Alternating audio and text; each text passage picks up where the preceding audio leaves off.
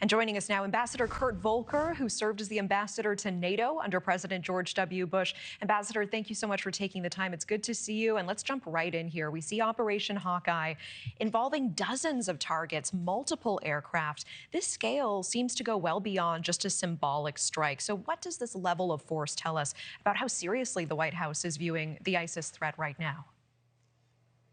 Yeah, I think that one of the things President Trump and his team are clearly focused on is the idea of deterrence, so that we don't want terrorist attacks to happen. We don't want our soldiers killed. We don't want local forces that we're working with killed.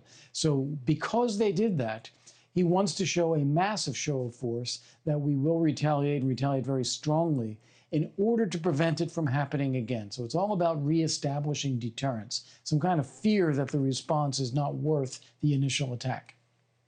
For so many years, there seems to have been efforts to limit U.S. involvement in Syria directly. These strikes suggest the U.S. is still very much engaged here.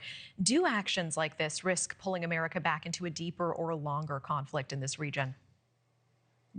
Well, look, actions always have counter reactions. They always have responses and results. So any kind of action always carries risk. Of course, inaction also carries risk. And in the case of Syria right now, the situation is very different because we have a new government in Syria, one that seems prepared to work with the United States, one that is working with Turkey, one that we're prepared to work with, one that may be willing to create some accommodation with Israel.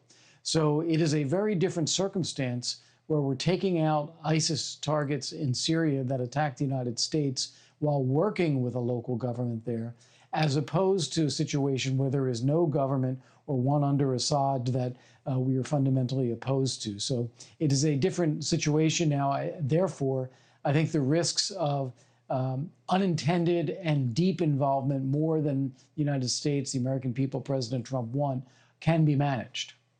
With the time we have, I want to turn to Venezuela. We see President Trump openly discussing controlling Venezuela's oil infrastructure. It is raising some eyebrows really across the world. What message do you think this is sending about the White House's intentions? What are the White House's intentions with Venezuela now? I still think it is a very mixed message here. The White House wants to have a cooperative government in Venezuela, but they don't want to use force to make that happen, to control the government, to have a regime change. As a result, we have a regime that is fundamentally at odds with the United States, and the ability to actually control the energy sector or exploit that, invest in that, use that, as we heard from the energy executives, the conditions are not there. So we are saying one thing, we are wishing for something, but we don't want to go to a position where we actually could control it, because then we'd be buying the whole thing. Now, Trump is saying we could be there. Trump is saying we could be there for years. What does that mean? Yeah, I think he means what he says. It means that if we do not get a regime in Venezuela, the current regime in Venezuela, to do what we want, we, the United States, tell them to do, then we will have to get more and more involved in order to try to coerce them. And I'm quite sure that they will not act in our interests unless coerced. And so I think if we continue to insist on this, we are going to get more involved, and it is going to take years. One more question involving Mexico. President Trump now eyeing potential military action against our southern neighbor. Let's take a quick listen to what he's saying now. We've knocked out 97% of the drugs coming in by water, and we are going to start now hitting land with regard to the cartels. The cartels are running Mexico. It's very, very sad to watch and see what's happened to that country, but the cartels are running, and they're killing 250,000, 300,000 people in our country every single year. How significant would U.S. military action inside of Mexico be? Do you think it is the right move? And finally, do you think Mexico is viewing threats like this differently in light of what's just happened in Venezuela?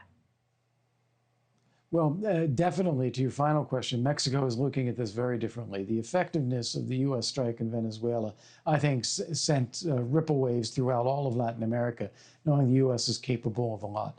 But I think it would be a huge strategic mistake for the U.S. to alienate completely a government and a people in Mexico. They are our neighbors. There are millions of them. We need to be working with them. President Trump is right. The cartels are in charge in certain parts of Mexico, but we should not be unilaterally just taking them out without working with the Mexican government, I think that buys even bigger problems. Ambassador Kurt Volker, always appreciate your time. Thank you so much. Thank you. Thank you for watching. Subscribe below and download our NewsNation app right now on your phone, and you will get fact-based, unbiased news for all Americans.